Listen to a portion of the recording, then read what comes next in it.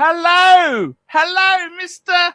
Marcus Allen Frishman. This is the greatest show in the Archieverse. We are so proud to have you here.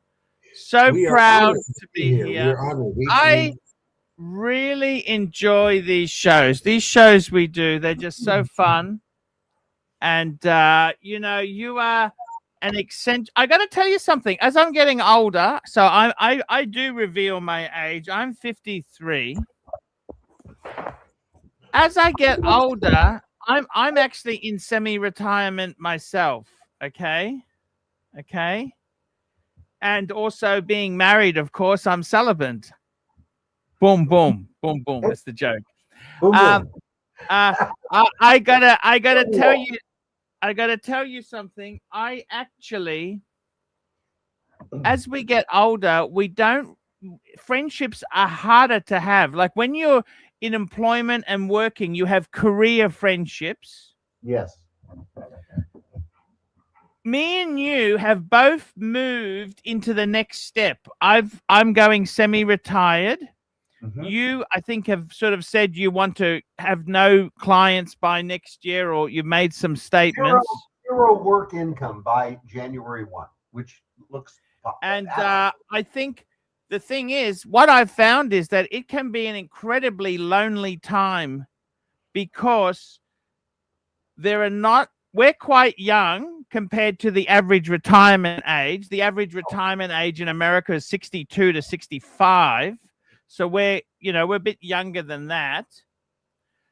And I find it can be very lonely. It can be a very lonely thing because a lot of men are busy with work and that there. But we're special. We're semi-retired. In your case, it's through choice. In my case, it's just YouTube is collapsing. And, you know, it is what it is. Now, I wanted to say to you, I find it very, very good for my psyche and mental health to actually talk to you every week. I love it. This is better than therapy. Well, thank you if you're telling the truth there, and I think you are. You're an honest man. And no, why would I say anything if it's not the truth? And I tell you something. It's a lot more beneficial. Now, you're a little bit low. Your volume is a little bit low. Let me see if I can adjust your setting. Why am I low? How's that, Archie? Are we better? Yeah, we're far better. Okay, excellent. So, Marcus, tell us what's happening. What have you been up to this week? Tell me what's happening. Well, let me comment briefly, though, on your initial opening thoughts. And you know, we have to remind our viewers each week that I'm Marcus Allen Frishman and you're not. But nonetheless, here we are gathered to help people in their life. So why don't we expand upon this concept you had about friendships not being everlasting and the phases of friendships. Now, I have found the most social moments in my life were during college. Yes.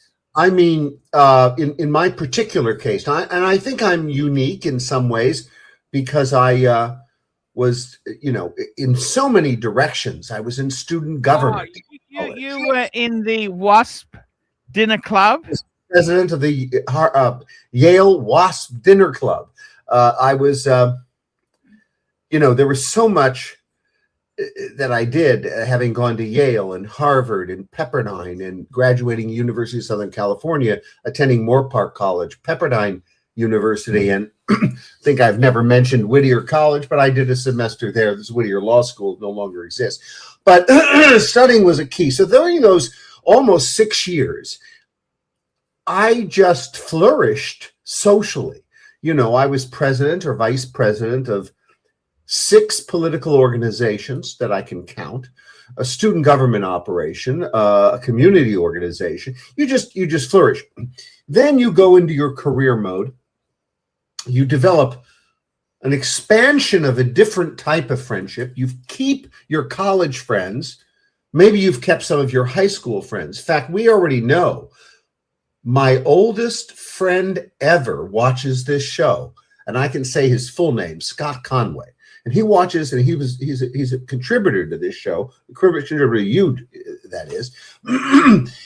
And we do go to another phase where we get trapped in work and family, and that narrows us down again.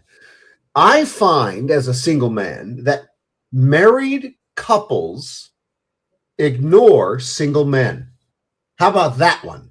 I have lost, now it's not an understatement, I have lost many dear friends.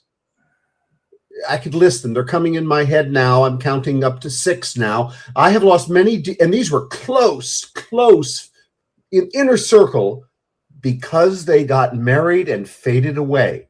Despite my reaching out, staying in constant contact, not letting them fade away, they fade away by choice and then confront you with it all when you're a person like me that doesn't let people fade out of their life. So that is... They confront you. Oh, yes. Oh, because, Archie, I learned something. I may have mentioned it to you in one of our Keys to Success videos. I learned something from the famous Armand Hammer when I was 15 and a half years old on an elevator. Let me say this. Sorry, keep going. I can stop and let you No, you tell your story. 15 and a half in an elevator coming down from a club owned by Rupert Murdoch, the famous... I know, he's Australian. He was Australian before. Oh yeah, I don't know much about. His tax status made him become an American, but that's beside I know the point. one of his sons dated a college girlfriend of mine, Allison. It was the son that died in the Ferrari, if I get the story right. Anyway, so I never met him in my life, but I'm in his club, invited to have a lunch. It's on Westwood and Wilshire in West Los Angeles. Those are the streets. I'm forgetting the name of it's a lunch club, essentially. And I'm coming down the elevator, and I recognize a very old man. I'm 15 and a half. I'm not old enough. I'm barely old enough to drive. I probably have a learner's permit, I think, at the time.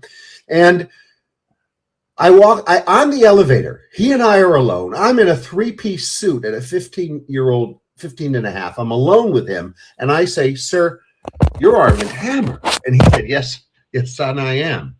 And I said, what was his name again? Armand Hammer.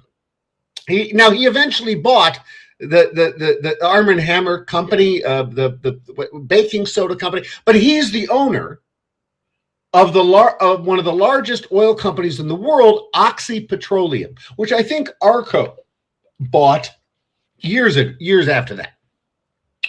He the single owner of a massive oil company. I mean, like the fading days of David Rockefeller, who he owned Standard Oil. Now, no individual, unless you're a Saudi prince, owns an oil company. But anyway, so there he is, and he had a distinctive set of glasses and face. And if you look him up on the internet and you showed his picture, you would know why a 15-year-old boy in the early 80s, late 70s would recognize such a man. And I asked him in one question, I said, "Mr. Hammer, what is the key to success?" And he handed me a calling card, similar to, let's say, my Philippine calling card, or similar to my official... I just got him on the screen here. Can you see that there? That's him there. That's him. I would say he was a bit older when I met him than that photo. And then he said to me, "The key to success, young man, is making future contacts with people."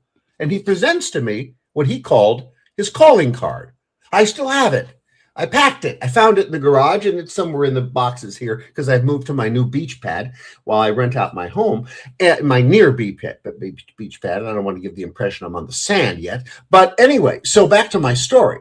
So Armand Hammer advises me, "Son, you have to get a calling card. You have to get a business card." So of course I do. I get an immediate calling card with my name on it. And he said specifically, he would be a poor man today if he didn't reach out to new people in his life.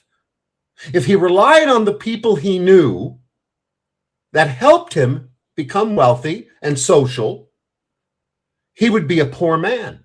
And I didn't... The amazing thing is he actually gave you his card. Like, no disrespect to you. As a kid in Australia, I'm just He some kid. readily gave you his calling card, correct?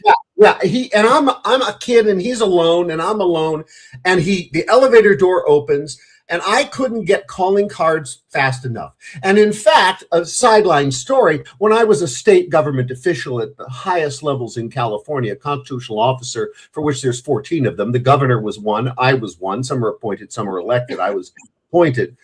LA Times did a story on wasted government money. And deep into the archives of that little story was a little notation that there's some guy at the highest constitutional levels in California that has spent more money on business cards than anyone of record.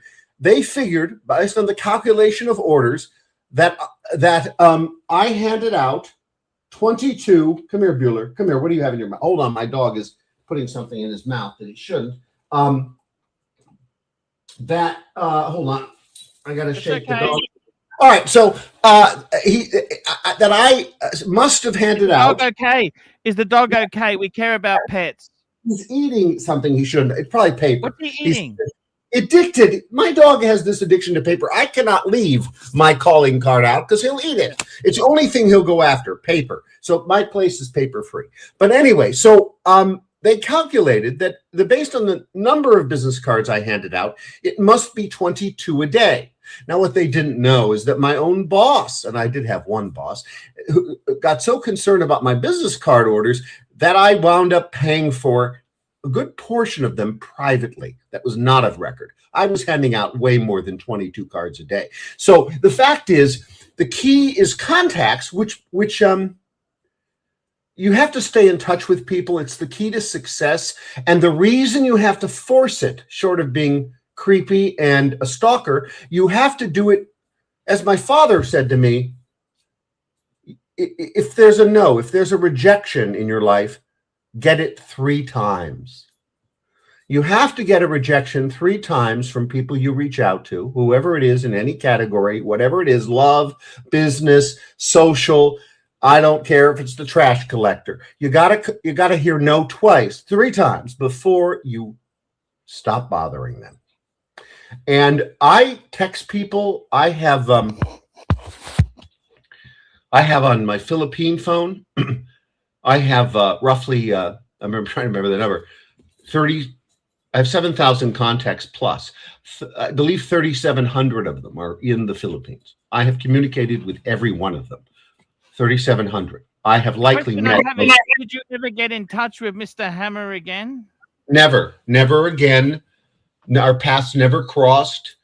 I don't recall ever an opportunity like seeing him at a public event or anything, because and I went to public events. I went to meetings. I was, did that. So you brought up a very good subject, because it's absolutely true.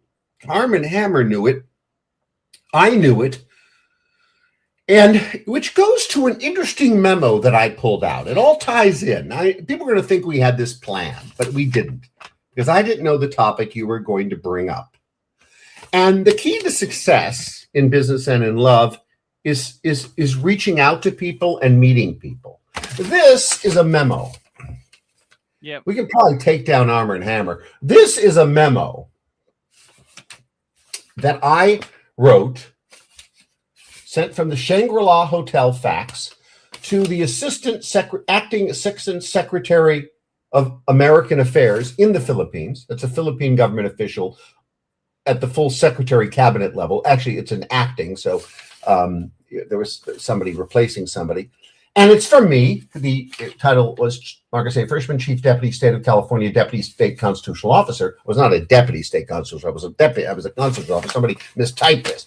And there's a nice long list of these lovely people that I want to meet. They're all very, very important. Whether you know these people, recognize the title and the position, they are significant. You'll notice that I've crossed out the mayor of Davao, Rodrigo Duarte, who was the last president of the Philippines. Now, he was the last he asked to meet me. That's why he got on the list. And then I removed him. Why? Because I thought, why would I want to meet this guy in Davao, Philippines, some mayor on some motorcycle, goes after drug dealers. Well, it turns out he became president. And when he did, I was not persona non grata, but I was snubbed. The previous president honored me. The next president is the current president that just got elected recently. And that goes to my point. I was unpacking because I moved to my near beach pad, and I saw this memo, and I thought this would be a great subject to tell Archie. Don't eliminate, expand. If you need to meet 5 people, meet 8. If you're going to meet 8, meet 10. If you're going to see 10, it's really probably you got to meet 20. And that is what I did. I told my secretary when I was in government. Chat in here. We got a super chat in. They want some advice. This is a $20 super chat, a big super chat. Oh, generous Black man. Cat 997. Trying to get back in touch with a best friend of mine. I am in my 40s. He's in his 70s. We had a political disagreement. I said an asshole thing like I often do. Want to reach out again. He sees himself as an elder. Any advice? What would you advise? I have advice for this man. I have his advice. My mother told me it is better to be loved than to be right.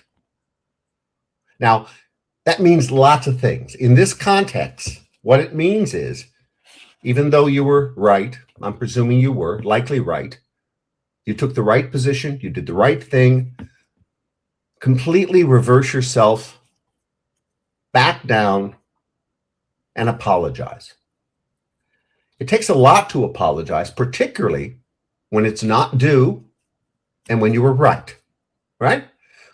But it's better to be loved than to be right, meaning it's better to have the appreciation, actual love, the attention, the contact, fill in the blank, whatever that is.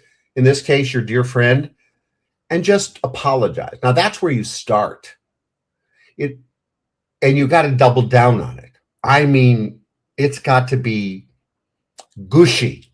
And gushy, women are better than that than men. So put your metrosexual hat on and put an apology together on steroids. I'm telling you, I've seen this particular situation exactly.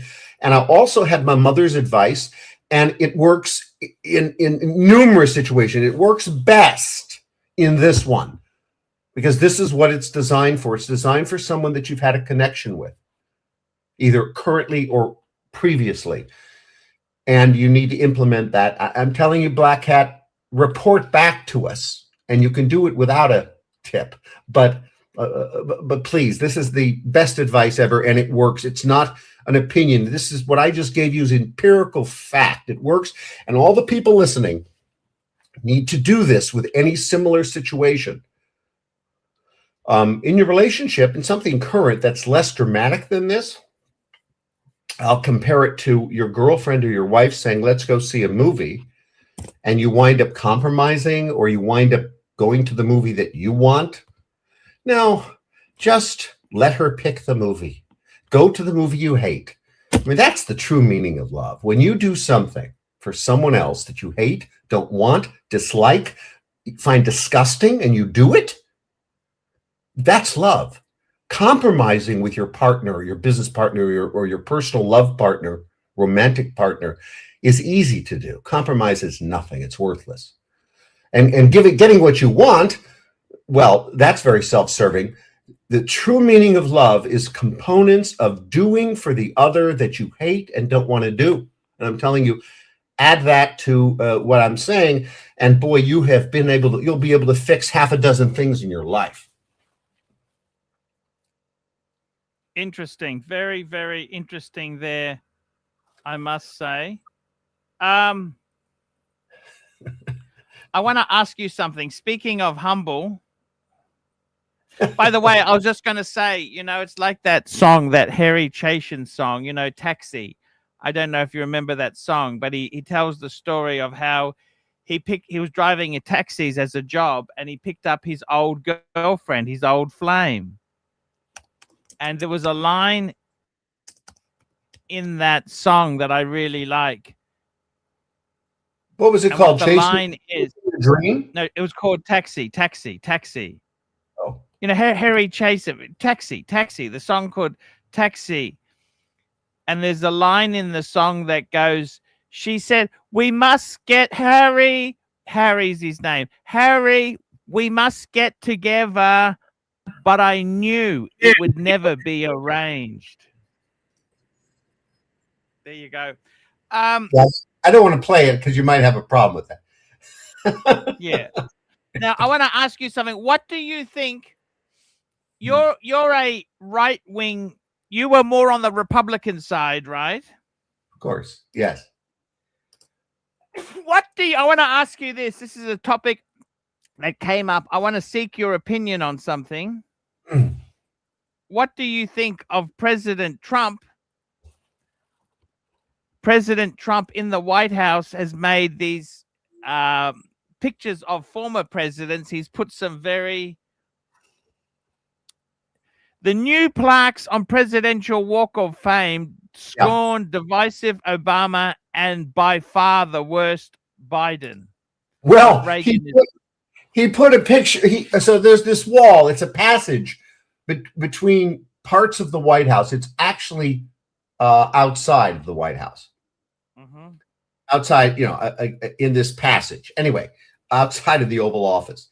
And it's a picture, and it's an embossed statement that he had a lot to do with writing about each president. And it ends, of course, at the end of one end of the hall with his picture, which is his mugshot, the arrested famous mugshot, and the greatest president ever, as he would put it there himself. And then it has Joe Biden, and it's the picture of the signature machine that operated in place of Joe Biden really signing anything, which has also been proven to be factual. And then Obama is just he has a fairly reasonable picture of Obama, but he's obliterated with the statements in there. And it's been there a while, but now people are paying attention to it. It's on the media. It's a very personal thing to Donald Trump. And you got to, when you have a man like Trump in the office, you just go with the flow. So I suspect that some of that will be removed and changed with other presidents. But, that's his house. He can do what he wants. Don't you think it's ridiculous? But it's ridiculous. It's petty. He does ridiculous, petty things for a reason and for certain attention and to actually scare and worry the left. He likes to do that. He likes to scare and worry. And I don't mean Democrats. I don't mean reasonable. Well, there aren't much of those anymore. But I mean the true left that has taken over political positions in America. And he does this with lots of things. He does outrageous scare tactics. It's who he is, and he's always done it. And he speaks his mind, and he has no filter. He has a national security filter. He hasn't slipped up on that, but for once, as I understand in his record. But he says what he thinks, and you have to appreciate. Look, Archie, he's in some ways like me, although I have a bit more decorum and gentlemanly components. And Archie, he has some components of your personality. You've always been a man that has told people off and said what you thought. So, yeah, you know what? I give him a pass, regardless of whether I would never do that if I was president. But he's president, and certainly something petty like this can be overlooked. I mean, don't you think it's disrespectful to the office of president? I think it has some level of disrespect to the office of president, yeah. I mean, I honestly, I thought Donald Trump would be bigger than this. It's so fucking pathetic. He is. It's funny as hell, by the way. I like watching Donald Trump from a political humor standpoint. I enjoy the theater. It is entertaining, and but look. And I love his policies. I watched him last night do a speech. I watched him last night do a speech to tell the nation about certain positives that have occurred in his administration thus far. It was just a, off the cuff. It looked very off the cuff. He was reading a teleprompter, but you could see he wrote this. And he's not a good speech maker. I mean, just go to any Ronald Reagan video or Obama video, or even better, Bill Clinton videos, and you will see great orators, great orators. Donald Trump has never been a great orator. It's not his thing. What do you think of do you think Donald Trump could serve a third term? Well, some former close, significant advisors, his closest, such as Steve Bannon and a few others, have recently said he will seek and win a third term. Donald Trump has made clear nothing, because other than he hasn't even endorsed. He keeps talking about Rubio running and his vice president running, and Rubio recently announced, Secretary Rubio, that if the vice president runs, Secretary Rubio won't run, who of course has run for president and would like to be president. He has stated that, but it looks like that, maybe he'll be vice president. So who knows? It's too far away. And all the Democrats have, it looks like to me, is Governor Gavin Newsom from my humble state, the People's Republic of California, that has no revenue problems, but just spends and pays. He has affected this state so adversely in taxes that we are not experiencing here in California the golden age of Trump. While it's $2 plus a gallon nationwide and under $1 a gallon by 1 cent in some places, I'm approaching $6 a gallon, and that's because 68% of it is a California tax. And we can go on from component to component of Donald Trump's economic successes, lowering the price of cost of goods, and then California becomes insulated. And when you insulate a state of almost 40 million people, which is the fourth largest economy in the world under Japan, Germany, United States, then California, it is independent of Donald Trump on so many levels because of the nature of its path of power and finance. So all over the world, the state of California can impact the economy of countries by putting out a memo saying we might consider divesting in Japan. Japan market would collapse in about 40 minutes because it's actually happened on a memo. That they would consider divestment because of the massive sums of money in divestment and investment that they do all constantly. So they manipulate the world's politics. California, it's an evil place. It's run by evil leftists. I understand what you're saying there, but I got to tell you something. I kind of think I'm just disappointed with Trump. He's so childish for this. I mean, you have to respect your former president. Former presidents need to be respected for at least winning the election. Trump has, if the elections were rigged, he would never have won ever, but he did win. This is the thing that makes it so disconcerting. We have a deep state in America, Archie. And I just saw it today when I was unpacking one of my boxes, one of my second to the last box on my move here to the near beach pad from my palatial residence in Los Angeles. I will tell you that I wrote a paper, and I saw it today. It was titled "Who Governs America?" And one of my studies was, hold on one moment. Sure. I cannot get the paper because it's packed away again. But I found I cannot get the paper because it's packed away again. But I found one of the books that I used to write that paper.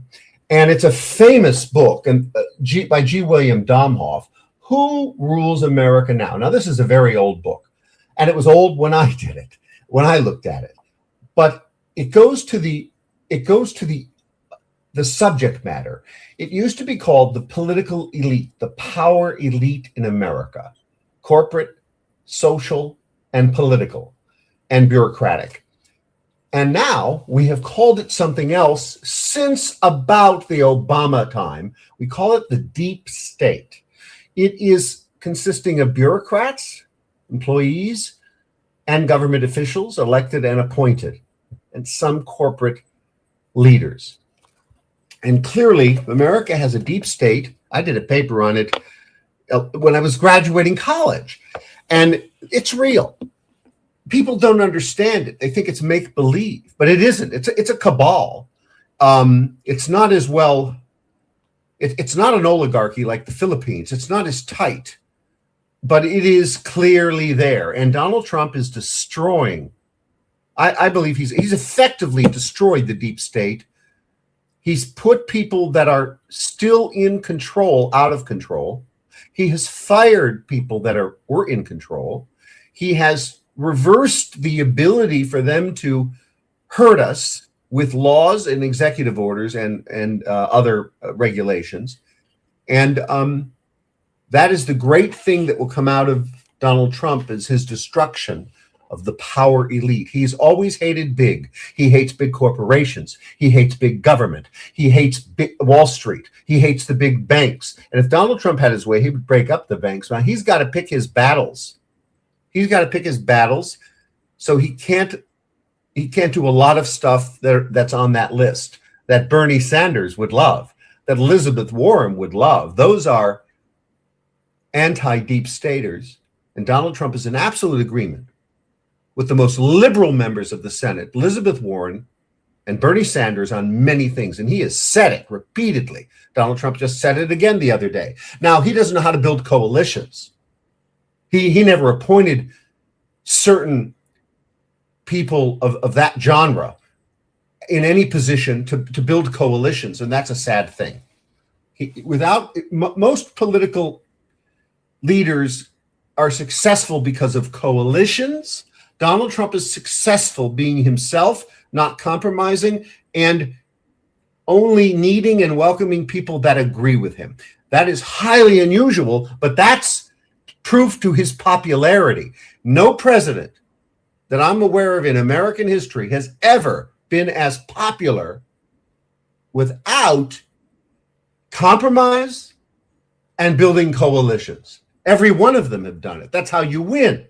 Not Donald Trump. Hell with the coalitions. Let me just get the people that like me to vote for me. You see the power in that? It's unfathomable. And he got the popular vote and the electoral vote. Now, people that live in America don't understand the difference, but trust me, getting both is impossible. Almost. Do you think Trump has destroyed the Republican Party? No, I think he is I think effectively it's irrelevant. He is the Republican Party. But the good news is that the Democrats have destroyed their party themselves. It's a complete disarray. They really don't have a party at all. They have a cabal that did Bernie Sanders in. And I mean, talk about authoritarian. They had no nomination convention and they picked Kamala Harris. That's contrary to how we've done it ever. You don't do that. But they did it to themselves. She was the vice president, Bud. Yeah, but you have a nominating convention and all Democratic candidates. There was no such thing. She was anointed. There was no nominating convention. And Bernie Sanders was screwed. And a few others that had a shot. Are you a Bernie Sanders fan? I am a fan of independent, anti-government type people, and that those people are on the liberal side, like Bernie, and they're on the libertarian side, like Congressman Tom McClintock and a few others, and they're on the ultra-conservative side of the Republican Party, but they're not part of the mainstream Democrats, and they're certainly not part of most of the leftist community. Bernie Sanders builds coalitions because he gets people to support him that are part of the far left that I don't think fully understand his view on world and economic politics. And that's why Bernie and Donald Trump agree on all of it. Interesting. Yeah, it's true. President said so the other day, reminded America, I agree with Bernie Sanders on many, many things. Our president can't explain things well. He can't sell things. He is a deal maker. He makes deals. And that skill is very different than selling something. I'm not good personally at making deals, but I'm a salesman. I can sell a package. That may lead to a deal, but I have the skill of selling something. Our president can't explain stuff. Were you a fan of the Mickey Rooney movies? The Mickey Rooney, Judge James Hardy? A bit before my time, Archie. They were old for you. Yes, but I watched a lot of Judge. I used to watch. They had a Sunday marathon where they had the Judge James Hardy movies, and I loved it. I love Mickey Rooney. I'll look it up. I know who Mickey Rooney is, and I've seen him. But I don't recall what you're citing. Actually, maybe the first time you've ever asked me something that I don't know. No, I don't know this. Yeah, Mickey Rooney, of course, famous Hollywood actor, and he unfortunately seemed to blow a lot of his money. He sort of blew a lot of his money there, and he was in Hollywood. We're blowing your money. You know what role he regretted most? Remind me. The Twilight Zone? The Breakfast at Tiffany's. Oh, that's a big move. But he was in the Twilight Zone. Maybe that's when I last saw him. He played the Japanese guy in Breakfast at Tiffany's. He said that was the most silly. He regretted doing that in hindsight. But tell me this: you have moved house. How far is your house from being empty now? Your old place, is it empty now? What? Well, I would say I have a knight in shining armor that I actually believe I can fit in my humble abode here. I'm going to bring it. And I have a lamp, a beautiful, ornate brass lamp. I think I have a picture, but I'd like to bring that. So I called the old family handyman, Kirk. He says he's who installed it for me. He will take it down and reinstall it here on the same day, and we're going to do it after the New Year's. So those two significant items, and I will go back oddly Monday before the storm comes. There's a storm coming to Los Angeles and in LA. When have the squatters moved in yet? No, when my neighbor's keeping an eye out, and I've only left the upstairs windows open, but it's a gated community. Has the BMW gone yet? No, I haven't entered the second garage. So I've cleared out the first garage, although my motorcycle is still there. What sort of motorcycle do you have? Oh, I didn't tell you. During COVID, I bought a most beautiful motorcycle. It's called the Honda Rebel. Now, it's under 300 pounds, which makes it a light motorcycle. The visual is it looks like a Harley Davidson. Okay. By the way, did you know Harley Davidson's dealers are closing up shop all over America at the moment? There's a massive one near me with a big American flag. I didn't know this. I'm going to look for the picture. Actually, what Harley Davidson corporate pushed a lot of mom and pop stores to either build big showrooms and expand or close down, hand the agency back, right? It's interesting. There's 3 in driving distance from me here. And what's happened is a lot of them have overcommitted their floor plan. They have the lease stock, or the stock costs them a lot of money. And it looks like a lot of dealerships are being forced out because the economy is not good at the moment. It's sort of, well, I don't know. Trump would say inflation's down, everything, unemployment's low, everything is good. But many people are saying the economy isn't so great. What do you think? Do you think the economy is good? What's your opinion? I do. I think the economy is generally good, but I think people are hurting, and I'm okay. This goes back to democratic state policies. One could say I am hurting in California when I have to pay these inflated costs due to state policy. They are directly related to state policy. I'll give you one example with the gas tax here. There's so many layers of gas tax, and the Californians just voted another one in. So it's not as though the politicians are doing it without the support of the people here. The people support it, and they got what they deserve in the People's Republic of California. Here is my motorcycle. Is that a beautiful little Honda? Oh, I love the color. Yes, I wanted my signature color red, but beggars can't be choosers. And during the COVID period, I was bored. And before I was 19 years old, Archie, I had 3 different motorcycles. And I used How to much dirt. was that motorcycle? That motorcycle is under $6,000, and I got a deal on it during COVID. I believe I paid $4,500, and it brand new. And it is lightweight in that I can tell you, I believe it's either 285, 265 pounds. You have to look it up, which I understand is a lightweight motorcycle, because when I got on some big motorcycles, boy, they were hard to keep up. This motorcycle is a pleasure to drive. I think it looks great. And let me tell you about it a bit, what I do with it. I drive in circles. Now, I was a motorcycle rider, dirt bike. I remember falling and hitting the ground, and there was a rattlesnake, and my motorcycle caught on fire. And I was about 19, and I never rode my motorcycle again. Between the rattlesnake and the fire, I never rode again. I fell. And it was no injuries, scraped up. I was a kid, 19. Somehow in COVID, I was bored. The COVID pandemic here was quite severe. The People's Republic of California had a curfew. I was locked down. I couldn't leave the house. It was terrible. I bought a motorcycle, and I drove in circles in my well-tailored 13 gated communities in my neighborhood, new streets. And when I had to go get gas, it made me nervous because I'd have to head down the foothills to traffic.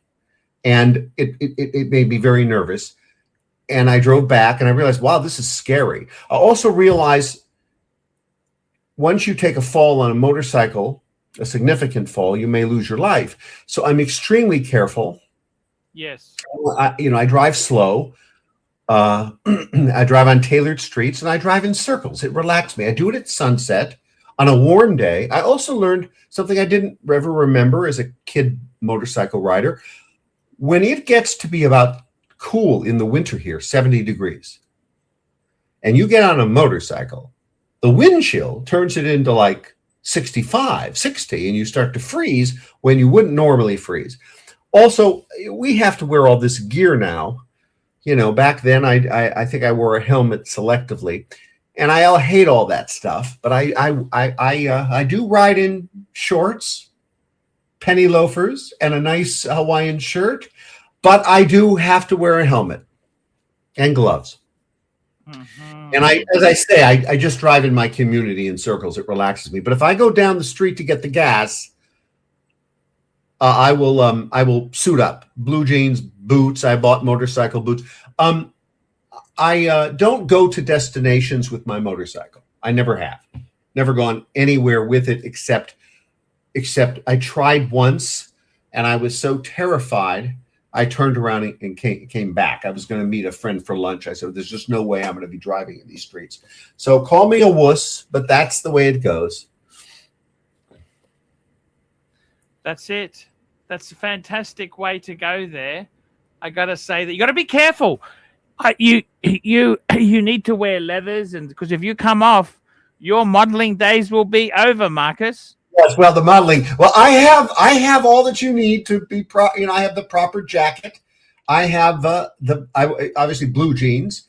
I will tell you an interesting thing about me and blue jeans. I have never owned a pair of blue jeans until I may have had a pair before this for some reason, but I bought them for the motorcycle. Yes. I'm not a blue jean guy. I'm not. Let me ask you this: what are you doing for Christmas there? Because is Winkle coming to visit you for Christmas? No, Please? she's already in the Philippines, and in fact, interesting you ask that. Hold on a second. Let me share with you something. Where the hell is it? Stand by, please. Let me just find it. It will take a second.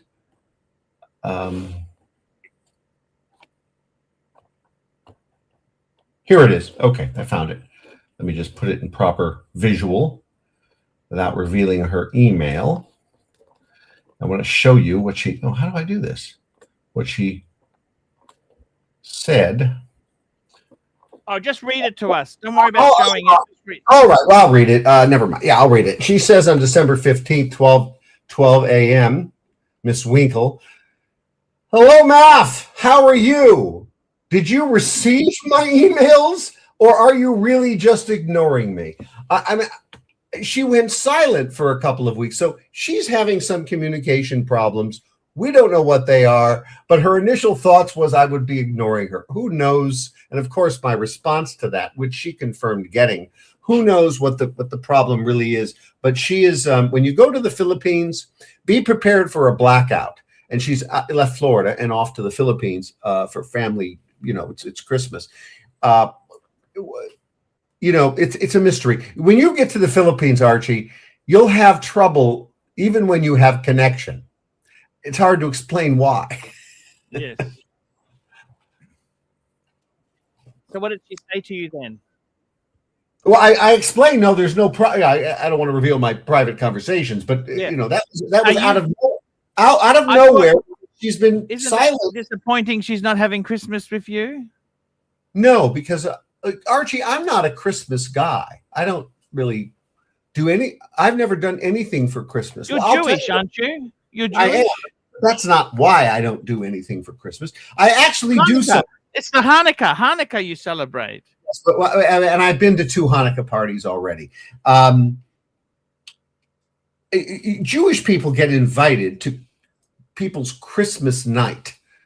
So no, they don't get invited to Christmas morning. So I will no doubt have some invitations that I've not yet received for Christmas Eve. I will likely go to an unknown place. But on Christmas, because of the nature of the holiday and me, I used to go to Norm's every year. Have you ever heard of Norm's? It's a place. Anyway, they have closed any convenient Norm's. We had that horrible tragedy last week. They had the shooting here, which was absolutely horrible. Yeah, I was just. And yeah. I must say, to be honest with you, how is the relationship with Miss Winkle going there? Is it time to find somebody else, or will it improve, or what's? Well, I suspect it will only improve when she's done with her contract. I suspect. Now, we don't have an open relationship, but as a practical matter, it could be, I suppose. But you know, that's by each of our choices. So it's very respectful. It's because of the way it is. So she might have somebody else, you're saying to me? No, I'm saying I could have somebody else. She would never do that. Oh, okay. Okay. What are you looking at? What do you want to do next year? Slow down? I must say your advice was very good to me. You told me you like to watch a lot of TV. You like television. You have a morning routine. You have a routine that really gives you the discipline. Oh yeah, I have a disciplined routine. I hope you like coming on this stream, because I really do enjoy chatting to you. Oh, I do. I enjoy being here. It's soothing. It's structured perfectly. It always is at 6 o'clock now, which is exactly. There's What is the weather like? Is you're in California? Is it hot, cold? In Australia, it's very hot at the moment. It's warm. Of course, Southern California is very different than Northern California. Yes. But at the half state point, from, let's say, Bakersfield to Los Angeles to San At the Diego. moment, it's 90. It's 90 Fahrenheit in Australia, where I am. Okay, well, you're hotter than us, but because this is winter. But we are in the 70s and 80s in the daytime, and we are cold at night. For me, it's cold. We're in the 40 degrees, 50. I'm sorry, 40 and 50 degrees, depending upon where you're at. This is a bit cold, so I am wearing pants. I had to go to an event the other day in a suit. I'm usually either in a suit or in shorts. That's how I roll. But I'm in pants. I'm wearing jackets. I don't like that. I tend to wear long sleeves. I have an outdoor shirt. I can't wear these shirts right now outdoors, but I do have a special wardrobe for this time of year. It will end in March. Will be warm again.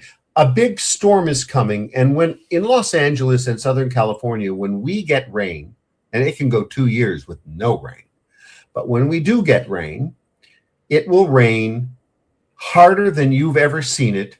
And it will go on for 24 hours without a break, and it will go on for days. That's how it's always been. So we have rain expected for Tuesday, Wednesday, and Thursday, and they call it a Pineapple Express. Last year, it was the atmospheric river 2 years ago. That's what destroyed my Porsche. And, it's going to be very, you don't go outside in the rain in California if you don't have to. I don't have to. So I will stock up, bear down, but it's just people in other parts of the country will say, well, it's just rain. But yes, we don't get rain. And we don't get it. Nothing floods here because the streets are, when you hear about California floods, it's mountainside fire zones. It's where the mud is. Well, there's no mud in Los Angeles, and we have perfect drainage. Everything drains, so we don't really have any flooding issues. In any metropolitan city. It's in the outskirts, in the foothills, because they have mud. So yeah, the rain will just be terrible. Thank goodness we don't generally get cold rain. It tends to warm up. Tell me this. When do you think you may go and see Miss Winkle? After New Year. Okay. Yeah. Or I might bring her. Back. She's coming back. She's coming back to her place in Florida. Yeah. And you will stay with her? Only for 2 or 3 days. She will stay with me. Oh, you book a hotel. That's right. And she has her off, and I will see her, and then I will be in and out in a flash. I've already talked to my management company here just yesterday, day before maybe. Yes. I said, I'm required to move my vehicle every 72 hours. Some weird rule. Yes. Normally, that's a public street rule in California and around our nation. Well, you got a garage for your car, don't you? No garages. Sorry? It's a beach community. There's no garages. What, you leave your car outside? I have no choice. Oh, that's not really good. Well, yeah, but there's no solution. And now I put in the question, I'm asking for special accommodation because I have to not move the car for days. And her initial response was, well, it's lightly enforced. I said, look, I'm going to talk to the chief of police. This is a small, brand new community. It is about 2 years old, and it consists of homes. Can you not hire a garage somewhere? Well, I could, but I haven't had down that. I haven't had this issue yet. I just started to think of it because I'm tired of. I'm a little bit concerned. I must say, I'm a little bit upset. You're going to leave your Porsche out. I had somebody move it previously. I can't rely on it anymore, so I have to have a solution to that. Anyway, I've had to resolve the 72-hour rule, and I'm going to talk to. There's a local police chief. His name's Chief Massey. He knows me. I've already met him, a 5-page memo helping him run his operation a little better. So he met me at some community meeting and was a little shocked when I handed him a 5-page memo. But we've become acquaintances. And as I told you, I push. So I'm going to talk to him and get some sort of special accommodation. Then I'm going to be figured out this special assignment that I will have coverage. Right now, I have open parking. It's because they misassigned parking spots. Look, it's an apartment situation. I haven't lived in an apartment situation in decades. And this is what you deal with, I guess, when you live in this situation. I will be given a more assigned specific spot later at some point in the future. I am on the list. Until then, my car is ceramic. It is taken care of. It is Scotch guarded on the top. The moisture bubbles off it. And I have a new visor that I ordered. I've never had one of those where you put it in the window to block the sun out. I have one for the front and the back.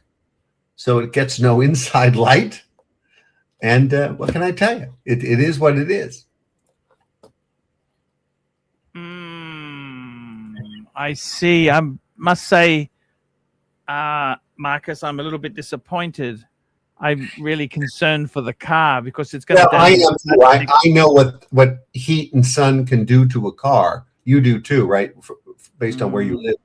The rubber goes first.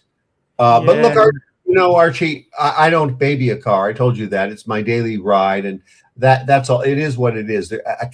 You can't worry about what you can't control, and I am attempting to mitigate it best I can with some future changes. There's somebody here says, why does Math keep ignoring me? I know deep down he likes mature woman.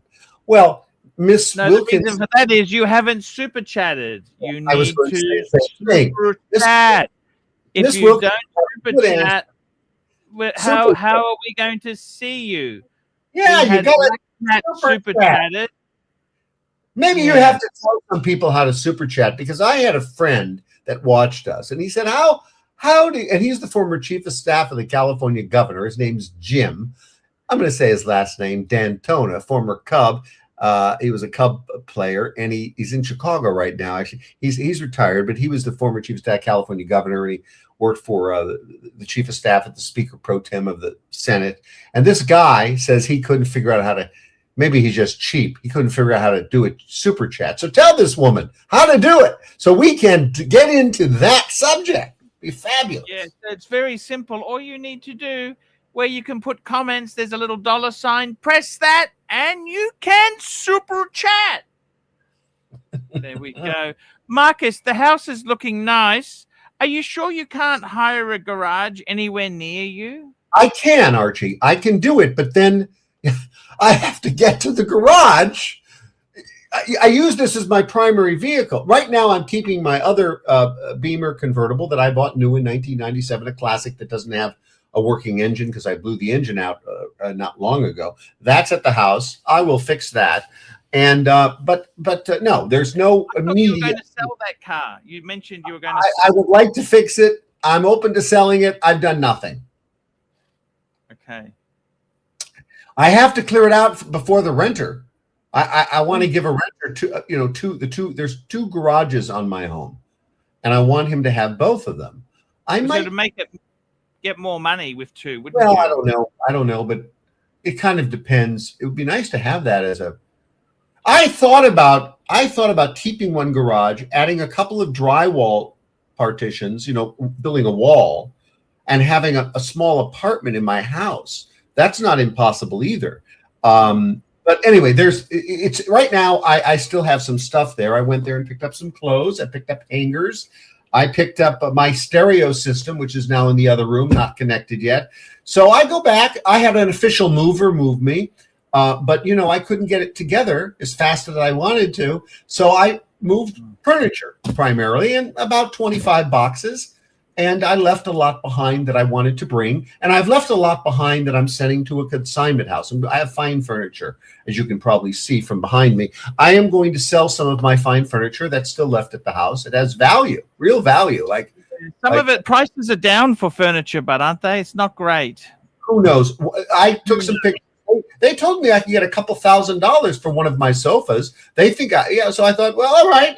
And I have two of those. So like in kind sofas. So I have a lot of furniture. I'm going to get it to the consignment house. It's time to wrap up the show. We'll be back next week. I love you, man. You're Marcus Allen Frishman, and I'm not. I'm Marcus Allen Frishman, and none of you are. Bye-bye. See you next week. 997 for your super chat. I appreciate it. Thank you so much. See you next week. Hi guys, it's ArchieLuxury. Guys, I want to talk to you about David SW. David SW, David SW. Guys, if you are in America, if you are looking for a Rolex watch of your dreams, in fact, if you're looking for a contemporary modern wristwatch, I strongly advise you to look at David SW. Guys, don't play the dealer games. Don't bring in chocolates or Krispy Kremes for your dealer hoping to get a Rolex at retail. It's futile. Please, guys, save your dignity. Keep some pride.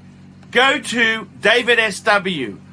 I would highly recommend David SW, David SW. If you're in America and you're looking for a watch, go to David SW, David SW, David SW.